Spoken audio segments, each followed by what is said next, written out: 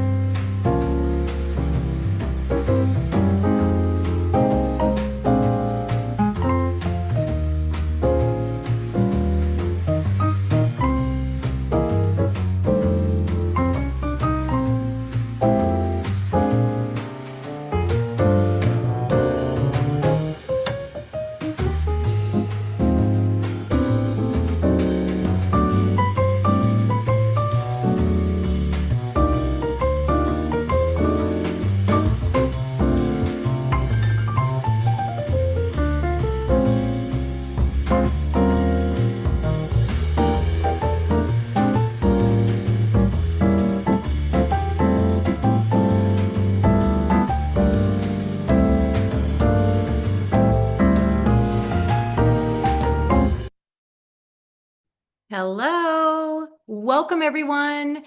Welcome to Season 3 of School of Speech, presented by SpeechTherapyPD. I'm your host, Carolyn Dolby, and I am so glad you've tuned in today.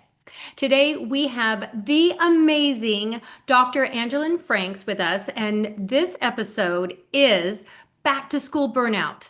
All right, Dr. Franks is a speech-language pathologist. She's a researcher and a burnout coach. She has experienced burnout firsthand. She has spent the first decade of her career exploring multiple roles and settings, searching for the right job. After realizing that no single role could solve burnout on its own, she discovered the key to a sustainable, fulfilling career. And what that was aligning her work with her core values. Dr. Frank's approach goes beyond just surface level self-care. It really, that challenging, toxic hustle culture that really equates worth with being overworked. No, her approach is rooted in research. Her methods focus on values, really aligning your values, helping with stress regulation and authentic self-care. So she's going to want authentic self-care. She's going to explain what that is so that you can continue doing your work that you love without burning out. Now, she's a mom, a wife, and a professional who has navigated these challenges firsthand. Dr. Frank understands that the juggle, it's real. Her journey from burnout to balance is proof that you can build a meaningful, fulfilling career without sacrificing your well-being along the way. All right, everyone, as everyone is settling in for another great episode, we do have some housekeeping. I do want to remind everyone that each episode of School of Speech is offered for 0.1 ASHA CEUs. And if your state license requires live CEUs, you're in luck because you will get live CEU credit for listening today. I want to make sure that you get credit for that. So after you have listened today, before the end of today, make sure that you get back onto your Speech Therapy PD account and fill out all of those course modules, including the one that says complete course. And you do need to do that today. Next, we absolutely love questions. We are going to want your comments as well. So please jump in the chat. And throughout the podcast, I'll be monitoring that. And but you know what? I think what we'd like to know, because I know we've got people listening from all over the states and sometimes even abroad. So I think if you guys that are listening live, would you mind jumping in the chat and letting us know, hey, have you already started school or are you just beginning to get ready? That kind of gives us an idea of where you guys are at right now. So as we are waiting for Angelyn is on her way. And there she is. I'm here. I was here. Oh, sorry. No, that's I was okay. No, I'm not even done with all the housekeeping. I was just saying, yeah, no, we got a little bit more to go, but we've got people coming in to see if they're ready, already started, or if they're getting ready, but I do have to just do a little bit more. So our financial disclosures, Angelyn is a full-time salaried employee for Essentra Health. She is the owner of Angelyn Franks SLP LLC, and we are going to give a shout out to that later so they know how to get in touch with you. And she is also receiving an honorarium for her guest appearance today. Non-financial, she is a member of ASHA, and she is the vice president of SLPs for Arkansas Speech, Language, and Hearing Association. That's pretty impressive. For me, I am a salaried employee for Portland Public Schools, and I also receive compensation for hosting hosting School of Speech by Speech Therapy PD. Non-financial, I am also a member of ASHA, and I also consult for school districts across the nation supporting their dysphagia programs, development and staff training. All right, Enough about me. Let's get in it with Dr. Angelyn Franks. I just want to say that I first met Angelyn at the Speech Therapy PD Wellness Conference. You blew me away, and I was like, I have got to get you on my podcast. So I was like over the moon when you agreed to come because y'all, you are in for a treat. Um, I know that I have been working in the school setting. I mean, and it's amazing. I love working in the schools. It's been over 25 years. But you know what? It's work. And work brings challenges, which, you know what? Even all of, work is work, work is hard. Even those that are in education, people think that, oh, you're in education, it's just fun and games. No, it's real. We are not immune to the pressures. So Oh, hi, Angelyn, and hi. we're getting ready for the beginning of the school. We've got oh, someone doesn't start until after Labor Day. Oh, yay. I know. And We've somebody already started on already August started. 1st. Like, it's just Whoa. wild how Yeah, that varied is it is. crazy. Yeah, already 2 weeks in. First day's tomorrow. Ooh, tomorrow. Okay, you got, well, for being tomorrow, thank you so much for listening in tonight. Oh, you were a superstar, rock star. What a All way right. to spend school night eve, though, right? I First love it. day eve. Right? Yeah, first day Eve, and you are among friends and colleagues, and we are here just to join together and have some fellowship. Let's start, Angelyn. I want to know a little bit more about you and your journey. Tell us about Yeah. your journey. Not that I want to harp on your burnout, but No, just but I tell us mean, where you yeah, that came way you from. know where I've been. Yeah. When I said, or you said in my bio that um, I had been kind of all over looking for the right job, I truly mean it. I had um, 6 jobs in 7 years was like What? which I really was surprised when I looked back on that. But I've been in a skilled nursing facility, is where I started. And then I went to a public school for Mhm. 5 or 6 years. Um, I've done preschool. I've just been, I've done outpatient clinic. I've done contract work and salary. So I've done it all. And I can tell you that really the burnout and the stress, it can happen everywhere. It doesn't like stick to one setting or another. And I know as school SLPs, you probably hear so often like, oh, well, you get the summer off. That must be so amazing. Like, That makes me so angry. I'm sure it does. Yeah. Yeah, it did me too. And plus, when you're in a school too, I mean, I was always trying to like make that summer salary, like make that kind of make ends meet in the summer, right? So by doing summer school or tutoring or babysitting, like Right. you're always doing something. So yeah, I've done all of the roles. And what I realized at the end of my end of my job hopping, Mhm. it was during my doctorate program, and I just realized that the pattern was that I was always looking for like what was next, um, why I was burnt out. And it was always, I now know that burnout is chronic stress over time that just doesn't really, that you don't mitigate or you don't really have great strategies or tools for. Um, and one of the ways that you can have stressors is that values misalignment, which we'll talk so much about. Um, but I was changing my environment when really there were some mindset shifts that I had to change. There were some things that I didn't realize that I was doing. And there was so much for me early in my career and into it, like perfectionism and imposter syndrome and um, worrying about what other people maybe thought or putting, stressing about things that were outside of my control in IEP meetings and Mhm. with families and just really not having like a grounded view and having not really giving any time to authentic self-care at all for me was just really difficult. And so I'm so excited. I love sharing about this. I love talking about just the things that changed for me and that really one thing that I think is so key is that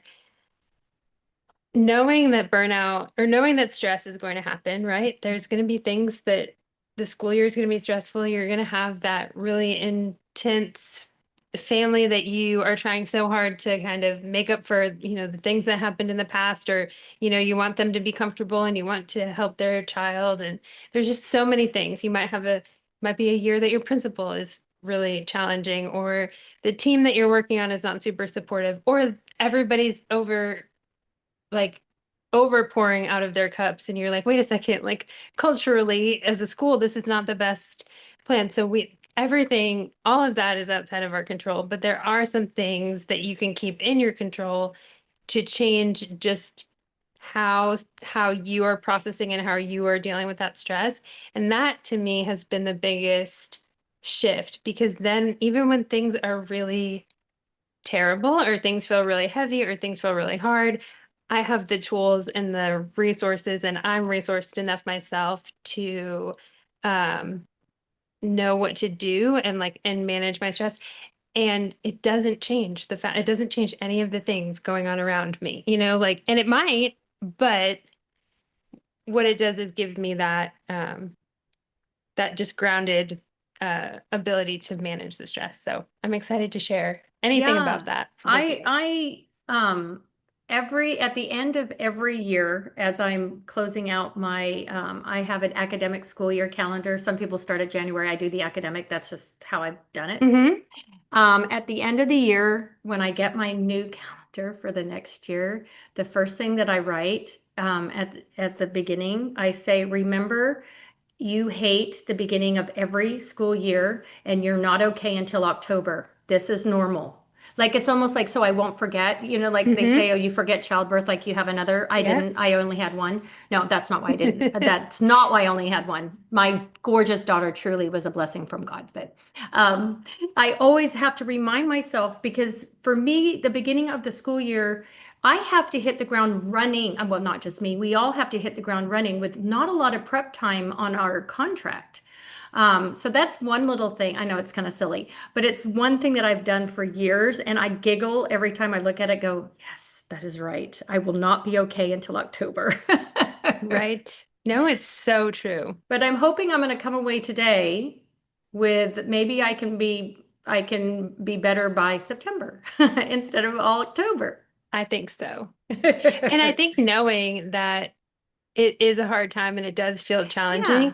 I think that is one of the keys, right? And I think I feel that way about scheduling. I know scheduling in a school is the absolute Oh, worst. yes. And I think, people are going to start asking you probably yesterday about your schedule. Like, are you done with it? Is it done? Hmm. And I think one of the biggest things that you can do is just say no. And that is not because you're not trying, but Hmm. because, you are trying to get the best schedule for everybody, and it just might not be done so quickly. And depending on what school or what if you're in primary or secondary, like if you're in elementary or like the master schedule. So generally, like in elementary, like I think you jump in if you're elementary and you're listening live, and I start lying, you jump in and you straighten me out. You at least when their specials are their large group. That usually isn't going to change. Their classes could still change. But when you're in secondary, there's so many other also moving parts Yes. with the master schedule itself. And so when they're saying, yeah, we put okay, SLPs, you're with me here. We put our schedules together and we're like, we're good to go get day one, but guess what happens? We get a change in the schedule, right? Oh Hmm. yeah, I love this. So funny how teachers think you just move one student, but you have to move all the other. That's right, Kathy. So true. It's so frustrating that when a schedule changes, it changes for us, and I mean, we're a puzzle and everything, and Yeah. struggle I is think good. truly for me, one of the things that I think what is so important is, I mean, the teachers might think that you move one student and then you don't have to move anybody else, but they might just be asking because they're curious. And it may be I think just I know when you're in that stress too, right? It's so easy to you're this close to like that reactive thing of like, oh my Yeah. gosh, this person doesn't understand. Um, but they might just be asking. You can try to make the most, what do they say, like the most benign assumption, right? And then even if, well, Kathy said, no, you're too sweet. Well, but the thing is, if you can just keep to the place of like, well, you're absolutely right. I will get back to you instead of like getting, um, I don't know, I guess getting to the point where you're saying, oh, well, here, yeah, let me give you something just to make them feel better. It's kind of like, I don't know, I feel like I have that conversation too at home or with my daughter, like all the time, it's just, you might want to tell someone what they want to hear so that everybody just is quiet and leaves you alone. But if you can tolerate their discomfort a little bit and say, I am really working on it, I will get it to you. It is my goal to get it to you as soon as possible. Because that is true, I like right? that. So okay, I'm sorry I'm stopping you, but I've been No, writing this up go. because you say these things and I love. Tolerate their discomfort. Like, I think as speech paths, we sometimes we want to fill that space. Hmm. And it's all right. And when you said, absolutely, I'm working on it, and my goal is to get it to you as soon as possible. Full stop. That was beautiful. That's a beautiful response because Yeah. I know one of my things is I hate hearing no. This is part of my personality. Like when I started out as a teacher before becoming a speech path, and has carried on with me. And when you just hear no full stop, it's frustrating because you're like, no, we're in this together. I'm not asking this for me. I'm Right. asking this for the children. Hmm. So when you say no, you're saying no to the kids. I hope you understand that. You're not saying no to me. So I always try to find a yes to every request. That's my own personal thing I have to work with. But when you said it is okay to say no, I need to know, I need to hear that it is okay to say no. But be positive with my goal is to get that to you as soon as possible. Because that's true, right? Like Yeah, that's that's the true absolutely statement. true. And then, and if somebody said that to me, I would be like, okay, well, I might want it right now, Yeah, but they don't right. have it right now. And the best they're going to do is get it to me as soon as they can. And I think, that's something that may be frustrating to them, but also there are things that they're doing that we don't understand. There are parts of their job that we don't quite understand. And I think they don't understand the scheduling piece, that juggling, that I always called it Tetris. Like, and Yes. I think now I think it might be easier because in my brain, I'm like, there's got to be a way to not use people's names, but like have AI help, kind of, right? There's got to be a way to simplify it some, but you still have to use what you know about the schedule and the things. And so it wouldn't be fully able to be I mean, it AI would, supported, but there might be a way. and I think, even the thing about the schedule, that is a big thing because the teachers are wanting to know, and I get it, but the teachers have what, 25 kids in their class. Um, and we could have, I mean, yeah, we only have 30, right, on our caseload, ladies and gentlemen. I'm kidding. I'm joking. Don't jump at me. I know They're like, we wait, don't. No, wait, I'm we're kidding. coming to work in No, your we don't. No, district. we don't. We last year, my good friend Julie Barber Bristol in Texas was with 106 with two. Yeah, yeah. I don't know. It's insane, insane. Oh, Marla, thanks for reminding us we are talking about schedules right now. She's saying, don't forget to schedule your lunch break. Honestly, you have that. That is your right. Don't give those up. Yeah, anyway. Yeah, I always booked myself early on, maybe a couple of extra little spots of white space on my calendar that I would have for testing or something, knowing that all of them were not going to stay, but making sure that then if a couple of them go away because you have to give them up, that you have some. You have what you're Hmm. owed. And I think that's also a good trick because if you have it is really easy to be like, okay, well, I also need to get these kids in and I need to put them here. And you might not be able to move something. So that kind of keeps that white space in there. And if someone asks about it, you say exactly that. That's why you did it. And your intention is not to keep them all, but it's just to make sure that at the end of making your schedule, um, you have what you're contractually obligated to have or contractually allowed to have. Because, Right. I that's love it fair. when you need to, what I liked what you said is you need to have what you are owed. We Hmm. are owed a break. We are owed to be able to eat. Um, we can't, I understand that we have meetings and things come up, but that can't be every day. That should be once in a while. And actually, our schedule, when I was doing the schedule when I was a campus SLP, now I work at the district going all over. It's crazy too. But that when you block that out for testing, even though that could end up being something else, that's legitimate. Oh, You yeah, can't, yeah, definitely do not, 100%. yeah, yeah. Hmm. Yikes. Ugh. I think schedule itself can lead to burnout. Yeah. You know what though? Can we flip it? Can I give you a Yeah, do flip? A please, please. reframe? I love a good reframe. One of the things that one of the pieces that can cause burnout is control, like in not having a lot of control in your job. And so in those moments that you're like stressed with the schedule that you have to make, think about if you worked in a place, and there may be people in the chat, I don't know if this happens, but like maybe you're working in a place where you could be, where they just give you your schedule and you have no control of it and you're already overscheduled. So reminding yourself that the act of scheduling means that you have control over your schedule and then it's your job to set the boundaries, which is the scary part for the people pleasers in the audience and the perfectionists in the audience and the ones who are so easy, um, who feel like it's easier to give up those times that you give to yourself.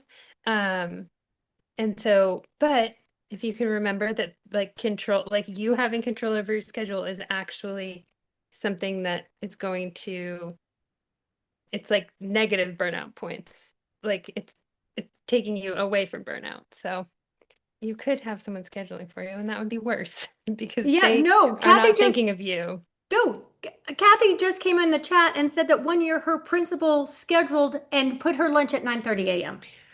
Right. And every day that whole school year, you were probably like this, like every day you probably had chronic stress and cortisol coming up at 9:25 when you had to prepare for your brunch because that's what that is. That's actually still breakfast. Like that's not even lunch or But when I brunch. was a teacher, the first lunch was at 10, Hmm. like the kinder Yeah. lunch. We had lunch and then recess since I was a kinder teacher. So like, yeah.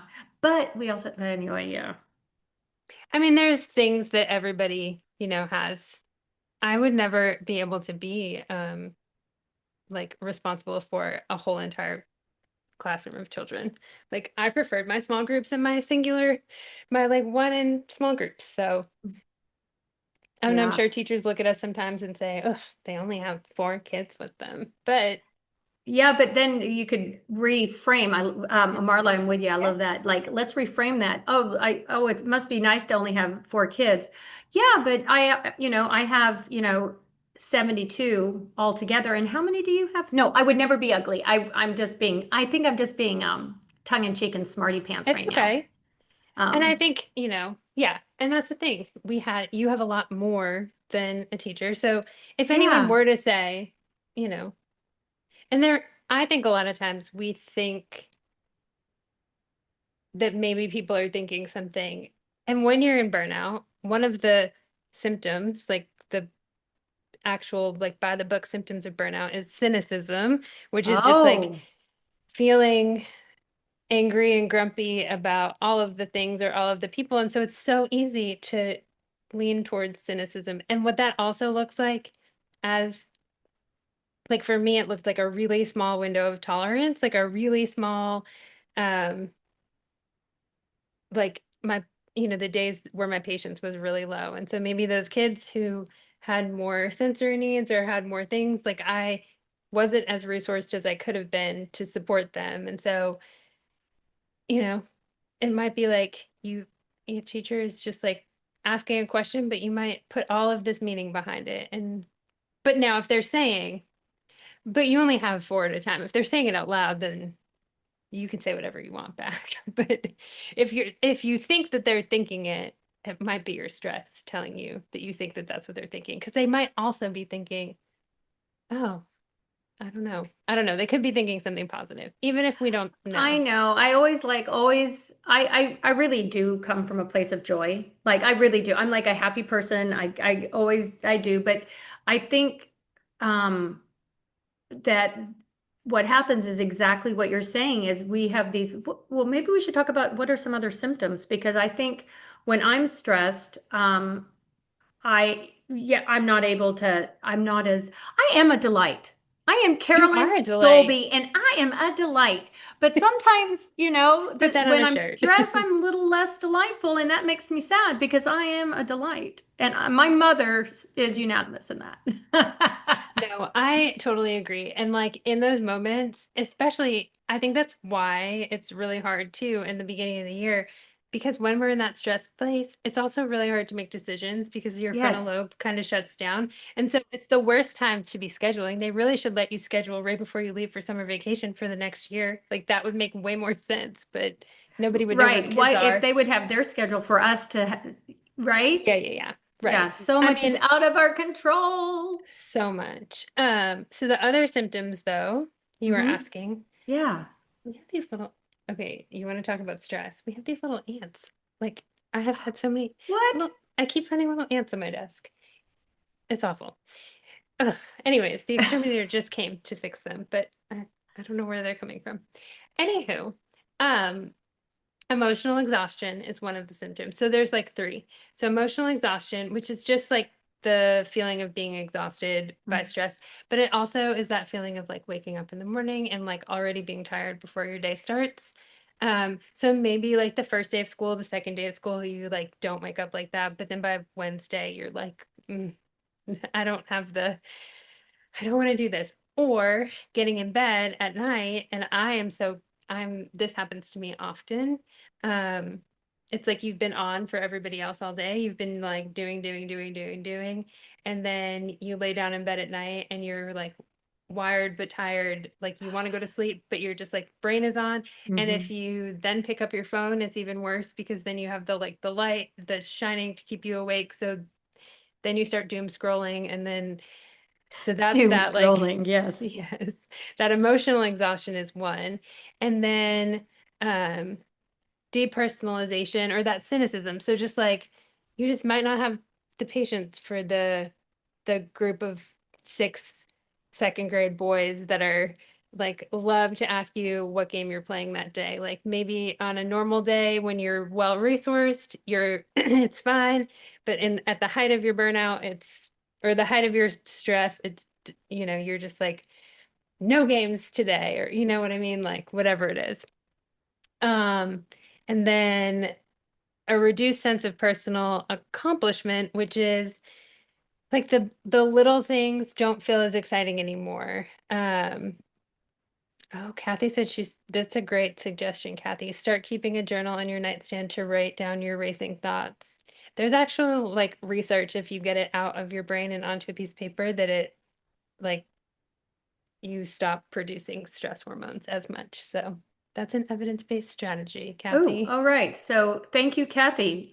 So those of you didn't pick up on that is an evidence-based strategy is to when you're having those racing thoughts at night, have a journal and write them, give them Mhm. to the journal, take them off your Yep, out of yeah. your brain. You can also do it before a stressful meeting. I think the research specifically that I'm talking about looked at like right before a really stressful test. So I always do give this strategy to my grad students, like before they take the praxis, like before they go inside, just like just write all your worries down. Hmm. Yeah, Kathy, that was a good idea.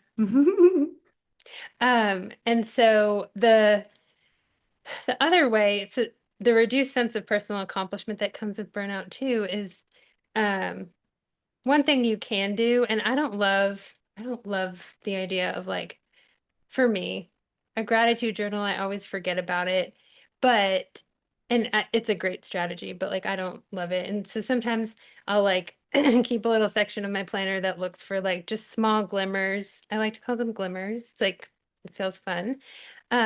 Or just like evident, like in my brain, I'm like, I like to look for like evidence of like the good, right? So like whatever it is, that's helpful for me too. So something like that can help you to see and like train your brain to be looking for those good things or the glimmers or the things to be grateful for, whatever you want to call it, whatever feels good to you.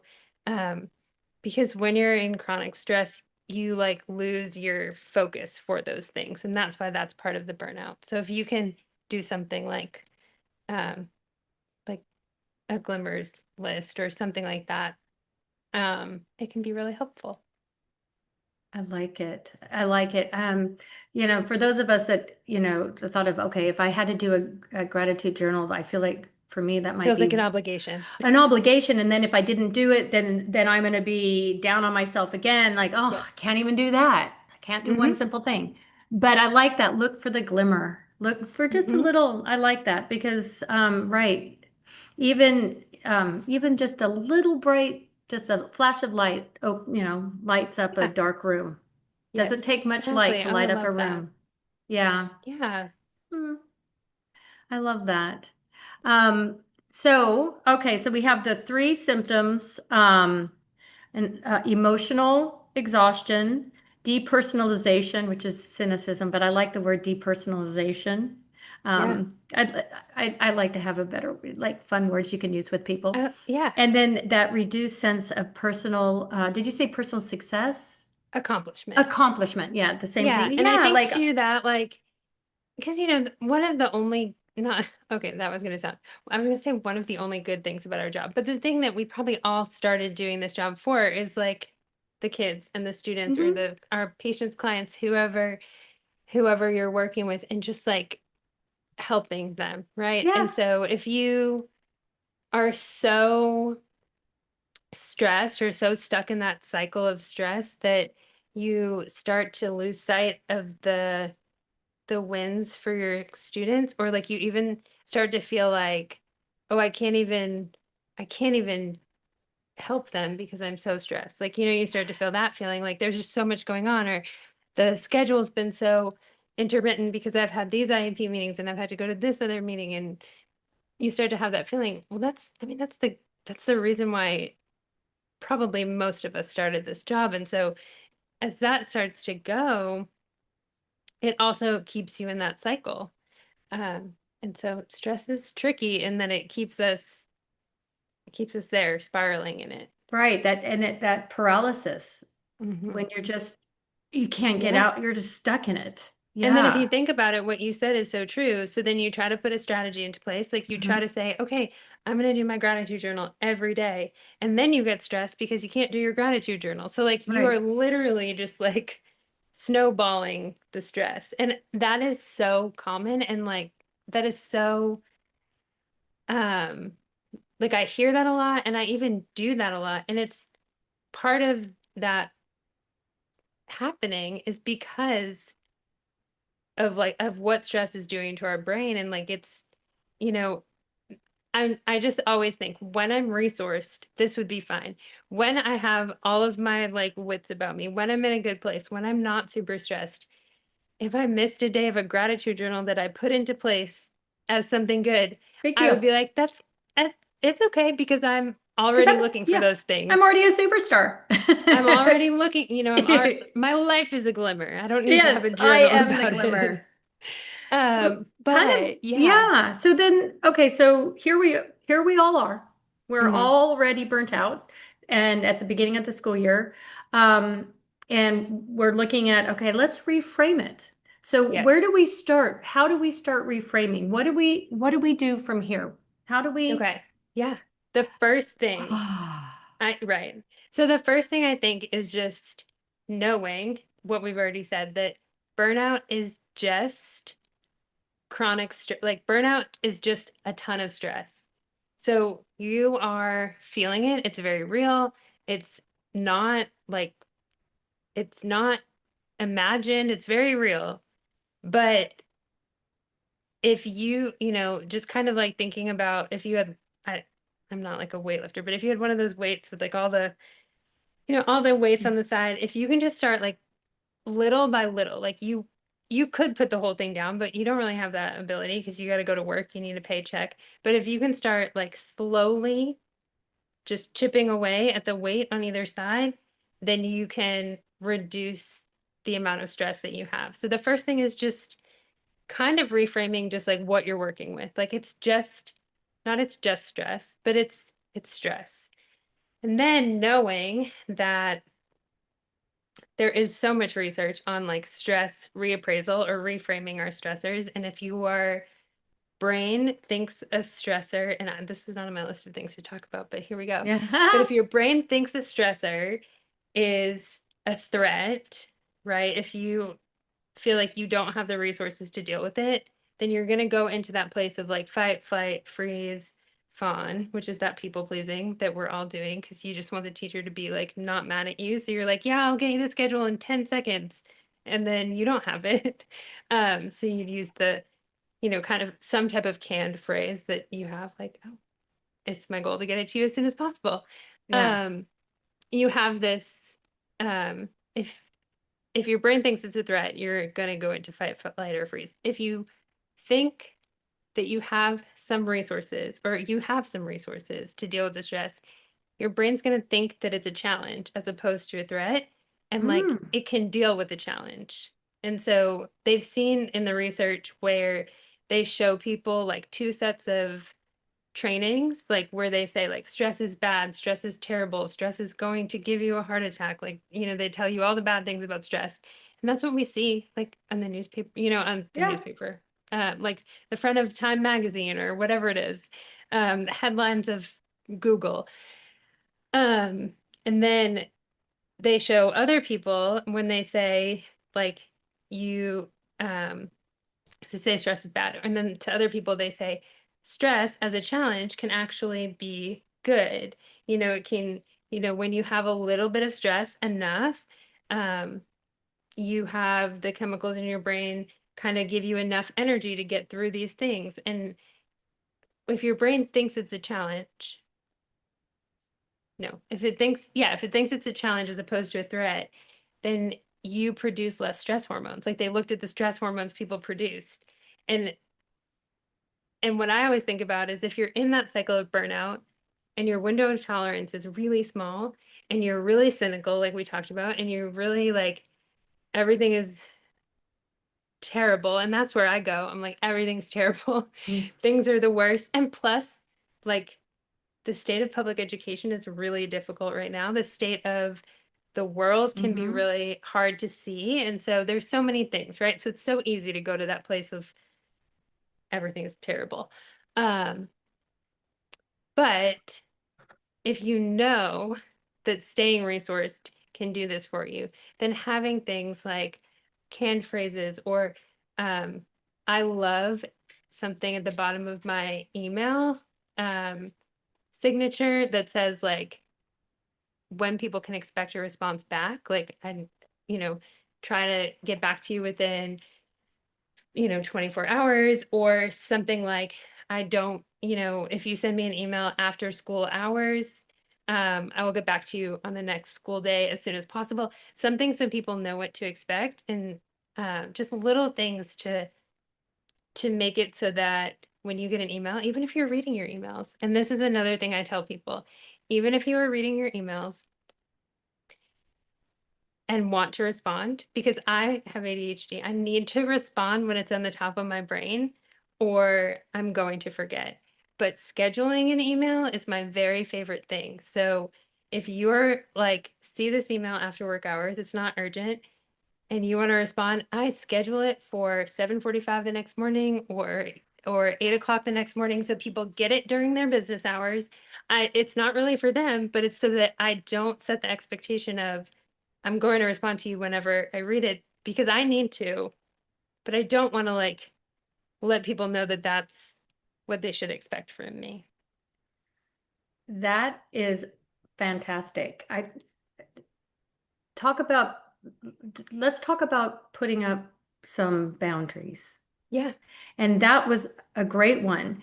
I am a pleaser, and Hmm. I pride myself that I, will answer immediately. But you're right. The problem with that is that if people expect you to answer immediately, how many of us have kids out there?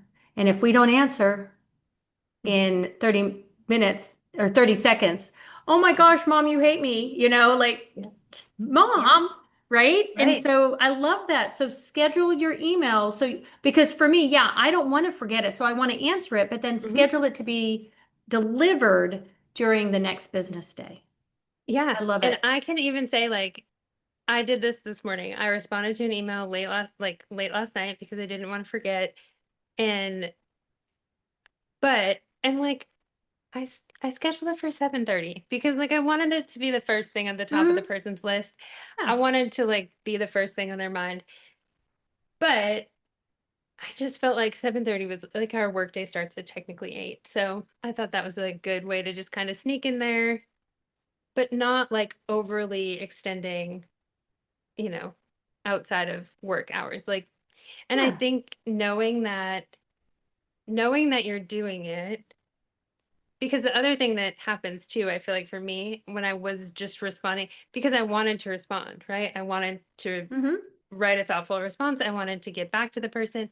I knew if my workday started and like the craziness and the hustle and the bustle of the workday started, I might not have the brain space to respond to that email, or it could totally go out of my like frame of importance. Um, and so the other thing I would think is like, I have to respond to this now.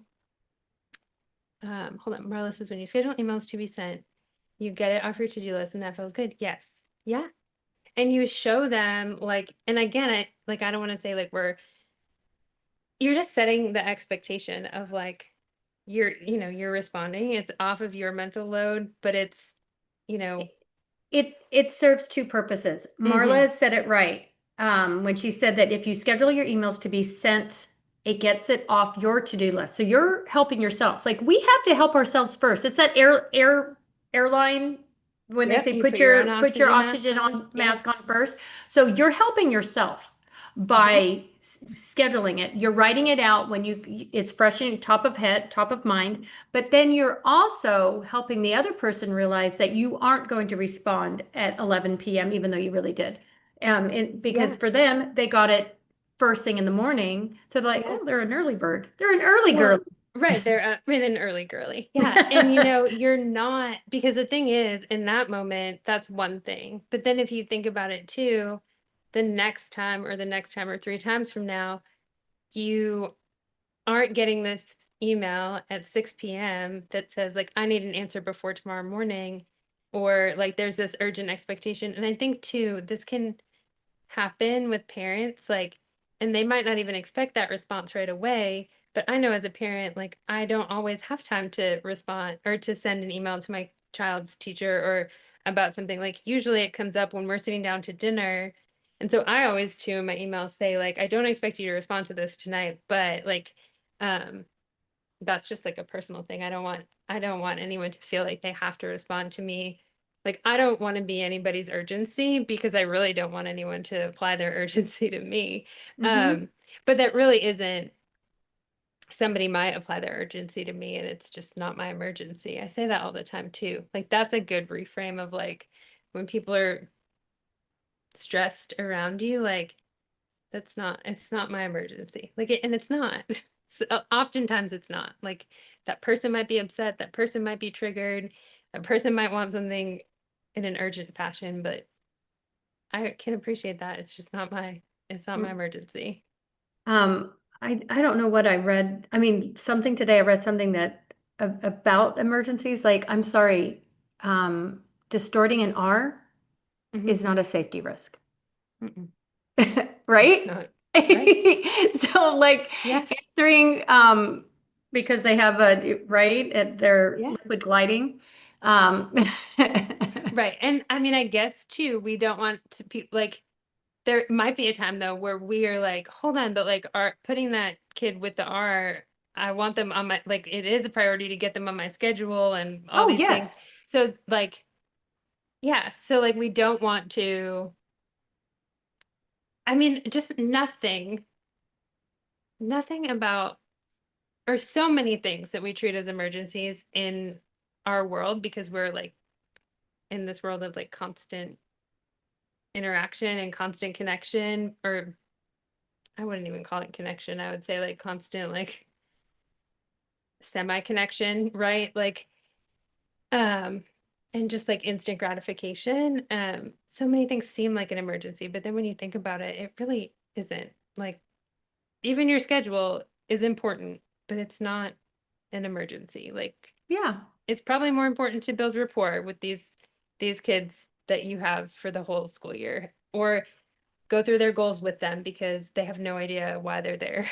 Like they just think that they're there for fun. Like, Right. Um, when so I kind of want to get us into maybe talking about I love when you talk about core values, and we haven't yeah, I think we're getting into that. So I get thought there. maybe let's get into I can build a bridge, let's build a right? bridge to that. Okay, perfect. So what we know about burnout too is that there are like there are 6 causes. I'm going to tell you them really quick just so that you know them. Um, your workload can cause burnout, like having a mismatch of like what you expect for your workload and what your work expects. Control, I mentioned that one, like how much control you have, how much influence you have over the decisions you make at work. Reward, so like pay, compensation, just your boss saying thank you, or like, I don't know, giving you like I recently for my job got like a few snacks in the mail and I thought, thanks. Like I don't like it was this time like it was basically like airline like what they would give you if you sit in first class, like a couple of like but it wasn't even first class. I don't know. And I just thought you could have sent me a $5 gift card. It would have felt better. I don't know. Like it just felt strange. I was like, I don't, that doesn't make me feel, you could have sent nothing and it might have felt better. I'm not really sure. I don't want to, look a gift horse in the mouth. But anyways, so rewards, even, school SLPs, if you are or aren't acknowledged during Teacher Appreciation Week, like sometimes that can feel not great if you're not acknowledged and then you have Mm-hmm. nobody's acknowledging you. Fairness, so like if you have a caseload of 179 but then someone has a caseload of 8, like Right. doesn't feel fair. I know a lot of times for me, like I had kids who had like higher needs, or I had a lot of um non-speaking students who had AAC devices, and like while maybe the numbers were equal, it never really felt fair to me because if you have 2 Vocaligar kids and I have 2 kids who are new to AAC devices and I'm training all this, like that feels very different, feels unfair. And then values. And so values, I had no idea, like I had no idea what my core values were. And even when I started thinking about core values, I like had all of these values in my brain that were, I mean, really, when it came down to it, like my value was just like not upsetting other people. Like it was being a people pleaser. It was just like um getting everything done, like helping the kids. Like these are things that I like was, I really was like, I just love helping people. Like that is must be a value, right? Like and so I think a lot of people, a lot of SLPs that I talked to, um, are like, yeah, maybe I know my values. And like things that I hear often are like, I value excellence. Like I value um, doing the right thing or doing a good job. And when other people aren't being excellent, I get really upset. Like, and so I always am like, I always ask people before I do this, but I'm like, okay, if we really think about that, and now that I talk to so many people about values, there's so many things underneath that there's a value there. But I think that we were just told that the value there is excellence. And like that's what kind of keeps the peace. I'll give you the spoiler alert that that person's value is actually integrity, like doing what you're saying, what you do, and doing what you say is like actually the value there. It's not excellence, like because even if you are saying I'm going to take a Saturday afternoon and go for a walk with my family. And then I end up doing notes and not, working on a Saturday and working on a Saturday. That's still a misalignment for that person who really values integrity and like saying what they do and doing what they say. And so for me, I looked back at these 7 jobs and I had no idea until I looked at this with this framework that like all of them, there was some type of values misalignment. And so I was like, okay. And then I was like, but what are my core values? Like, I have no idea what my core values are. I have no idea. Literally, I thought it was like some nice words for people pleasing was kind of what I was walking around the world with as like what I valued. And I always say, I think this came from grad school too. I think that feeling of like, we need to know everything. We need to just like do all the things that are expected of us in our placements and for these, to get through grad school. I think for a lot of us, we had some values show up that maybe aren't ours, and like that alone can cause misalignment. Like if you're kind of walking around looking through the lens of other people's values, or just the values that like kind of help people, or the values that you were given to kind of like keep to like mask your way through like the world or something. I don't know. Yeah. Like that, uh, when you're being told a value that your expectation that somebody else is putting onto you, Yeah. could Like be the misleading. expectation of I'm going to respond to these like I'm just going to respond to these emails because like I need to do it. Like I need to be the person who responds to the email. Like I don't want someone to say that I'm the person that doesn't respond to emails. Mm-hmm. Um, or so, there's so many things like that. And so for me, just getting really, really clear on my values was really helpful, because then what the next step after that is, and we can kind of talk about how you do that in a second. Mm-hmm. But then the next step after that is like you can use those values to set boundaries. You can use those values to decide what is authentic self-care. Because if you value connection, and this is, I'm going to give you a really good example of this. So recently, I just needed a pedicure. Like I needed a pedicure, and we have had a really busy summer. I needed a pedicure and I kept putting it off. My husband was like, just go get a pedicure. And I was like, I don't have time. Like I don't have time. Um, but one of my core values is connection. And as soon as I said, and I was like doing the thing where I was like, I want to go have a pedicure by myself, like all alone, like quiet me time. And the second I like asked my daughter, like, hey, do you want to go get a pedicure? And like we were able to go and just like catch up. Um, then it became like a values aligned act of self-care, right? Because it wasn't just the pedicure, and the pedicure is great, but it was like in a moment, like an like intentional connection, and that is what I need when I'm planning my self-care. To fill So your there, bucket. yes, and there might be times where I need that me time, or if I'm like, I'm gonna go get a massage, or I'm gonna do, like there are times, but what I needed in that moment was connection, and that was a way to do it, and that was a way to fill that bucket. Yeah. So So I think, yeah. how do we find our true authentic, if we want to do authentic self-care, we need to know what our core values are. Hmm. How do we boil down all that word, that rhetoric we hear, and like you should be this and you should be that? Um, Yeah. how do we, Usually, yeah. yeah. Okay, so I think of it as like kind of like peeling back layers of an onion, right? And so most likely the first list you come up with is probably not going to be like your core values, but it's a perfect place to start.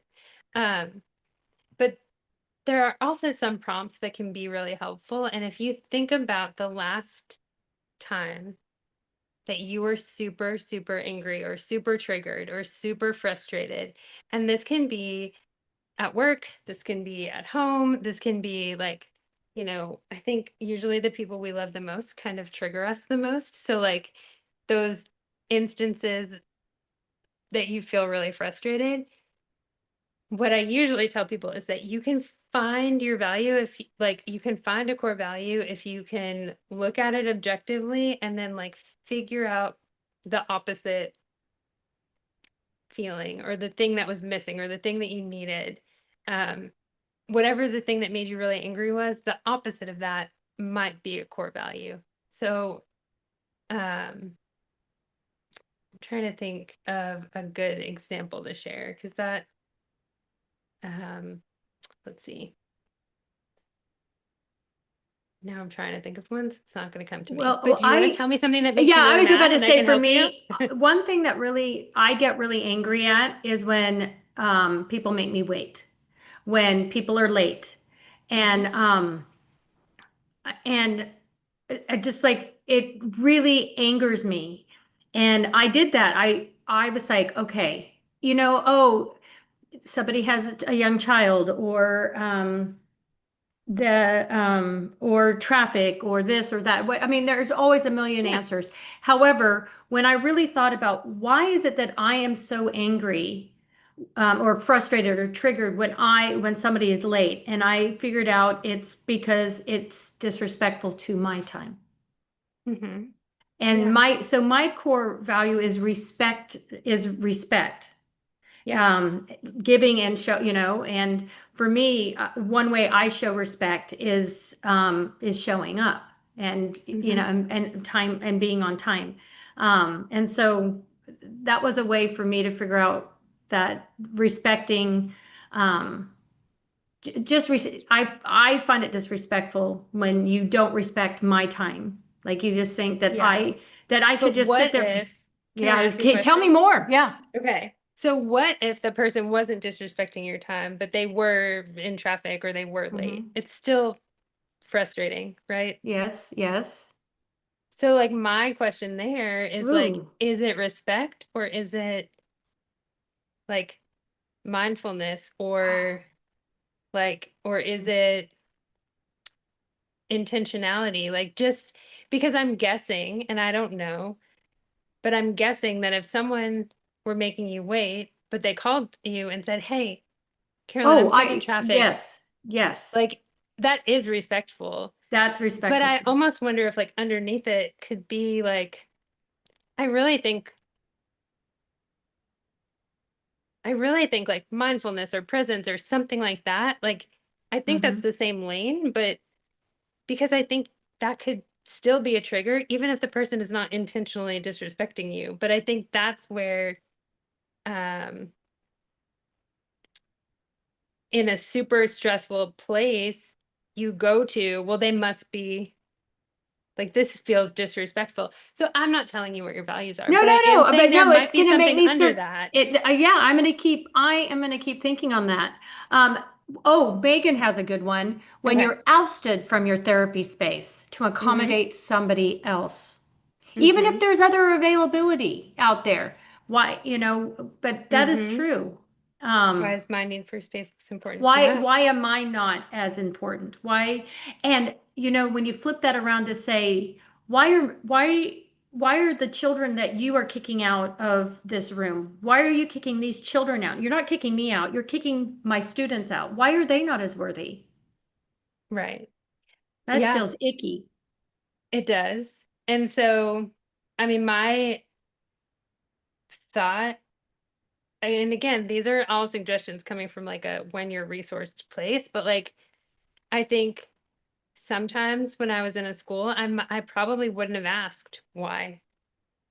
But also, most likely that principal or the administrator or the person who is like, "Hey, I need you to go here."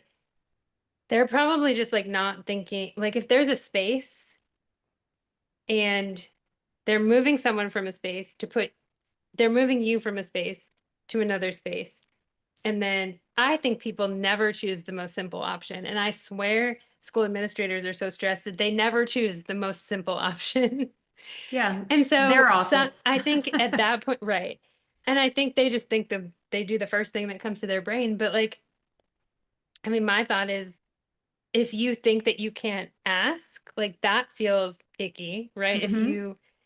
If you think that you can't ask. And so, I mean, number one, I would just encourage you to say, actually, if you're moving me to here and then them to here, like if instead of displacing 9 kids, what if you only displaced, or what if you displaced, or don't displace anybody, just put them over here.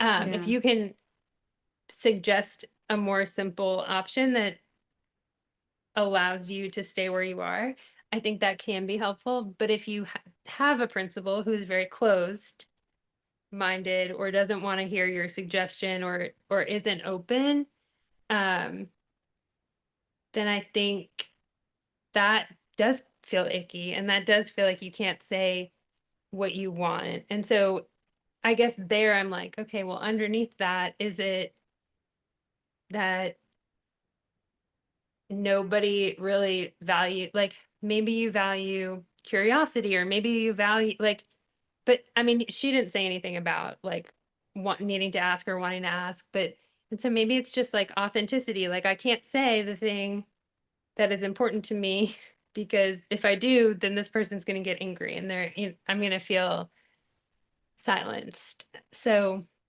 but that's a super valid, like that is really angry. But if you're resourced and you're like, I actually value consistency, and it would really help me if me and my students could stay in our space. Um, and you don't have to say the first part where you're like, I value consistency. Although usually if you tell people what you value in a situation, they are much more open to understanding, and you're communicating it clearly. But if you don't want to do that or you can't do that, then just saying, is there a reason why you're moving 9 kids instead of 3? Like, Yeah. Yeah. but So, I can't believe we're kind of getting to the end, and oh gosh. I know it went really fast. But if you could just give a few minutes on what can we do right now Yeah. to get us through this most stressful time of year, which is the beginning of the year?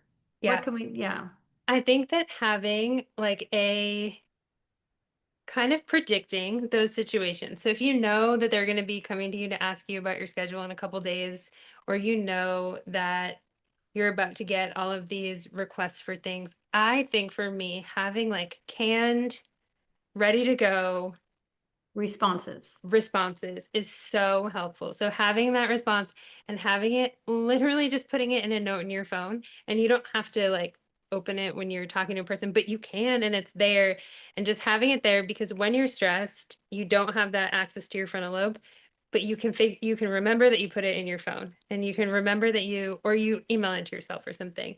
Having, I think using um AI a little bit if you're having a moment like that and you're like, I'm super angry about this at work. Like, help me figure out why I'm so angry, or help me figure out what core value is being violated for me. That can be a really helpful strategy. Like, ChatGPT is very helpful in that. Um, and like, so there are so many ways to figure out your values. Thinking of the things that make you angry are one. And I can share some links with you to share in the show notes of just like other people's tools that are out there that Yes. like lists of values. And there's something called the values in action. Yeah, that something about character traits and values in action, but it's like a quiz. Some people love a quiz, some people don't love a quiz. Um, if you're a person that looks at that, like wants to see a list of values, pull that up. I find usually though that like if you have this long list of values, it's kind of like when you have a million ice cream flavors to choose from, you're just Yeah. like this one and this one and this one and this one. And so use that as a start, and then kind of like look at them and figure out kind of what buckets they fall into. Like, are there any themes? That can be helpful. And then use that when you are in the moment of like feeling frustrated or feeling triggered. If you can even get to one, and usually I think for so many people I talk to, like freedom is a value that they feel like they don't have in their day-to-day world. So like when their freedom is violated, like just that like control piece that you lose when you are working for somebody else, that can feel really triggering. And then also just like connection is one that consistently people go back to when I talk to them. And so even if you just like take those and use them and like see if they fit, if you're like, okay, how can I, how can I plan self-care in a way that aligns with my values? Or how can I, if I'm so overwhelmed or so stressed, like, what about this is feeling like it's violating my values? And then how can I set a boundary that protects that value for me? And so even for you, Carolyn, if it's Yeah. like respect and you are telling yourself like, I'm going to do all these things, and then you get home and you're on your computer at night, well, how can you even respect yourself? Like, how can you provide that need to yourself too? And like, maybe what is the most respectful thing that you could do for yourself right now is closing your computer at after dinner and just saying like, I'm not going to do work. I'm going to schedule these emails and then get going. Yeah. I think what's important is I like what you said, like we need to know what our core values are because when we can, like, it's not that we're just overwhelmed, because to me that's negative, like that we can't handle it, but it's not that we can't handle everything because we are Mhm. superstars. It is a core value that is being violated. Yeah. And that takes it away that there's something wrong with us. Yes. There's nothing wrong with us. No. One of our core values is being violated, and we need to figure out how to put that boundary back. I think that is a really powerful It is. reframe Reframe. for Yeah. everybody to be like, we're not trying to tell you how to be a better you because there's something wrong with you. Yeah. What you're saying is when you in this time of stress, we got to come figure out what is the stress because it's a core value that's being violated, not that you or something's wrong with you. And I Right. think And you and I could be frustrated about the same situation at work, but mm-hmm, it could be a completely different, we could have completely different value sets. And the reason why we're triggered is very different. mm-hmm, But but if you are trying to like mitigate the situation and fix what's going on based on my value, it's not going to feel as good. Like it's not going to right. feel as it's not going to fill your cup up as much. And the same goes, vice versa. And so that's why a lot of times when like a school does like a blanket solution, right? Yeah. It doesn't always feel, it might feel good to some people, but it doesn't feel good to everybody. Um, and so just recognizing that, knowing that just recognizing it can reduce the stress Stress hormones that you're itself. producing I know is that like so helpful. yeah, I feel like my biggest takeaway, because I know we're kind of going over time. Sorry, y'all. Thanks for hanging in there with us. But is now I just forgot my thought. Reframing it. What did you just say now? I just, oh my I gosh. think maybe you were going to say to maybe, I don't know, but Yeah. like that this just finding small ways to reduce that stress. Like Yes. we know that burnout, it's also just chronic stress. Like, and we already know that the world is stressed. Like you are in a school, public education is stressful. Like it is a fact. And if anyone is telling you that it's not, they're They're silly and lying. yeah. Um, They're fibbing. Yeah. And so knowing it, and then I'm going to say one more thing. When you're Yes. standing firm in your value, in your boundaries, I think that's important. But I also think when you're setting a boundary that's aligned with your values, it's not always just like a yes or no. It's not always black and white. It can be more flexible because you can say to yourself, um, like because the goal is to get to where your value is being met. And so then it also becomes, it stays about you and it doesn't become what that other person is doing. And so you do have to be firm in your boundaries. But I also think when you start to look at boundaries as a way to support your values, it feels a little bit different to me than because you're doing it because of what is meaningful and important to you. Yeah. It feels less stressful to me. Right, I right. was a boundary hater, and now I'm not. But it gives purpose to those boundaries because it really is aligning to your values. Yeah.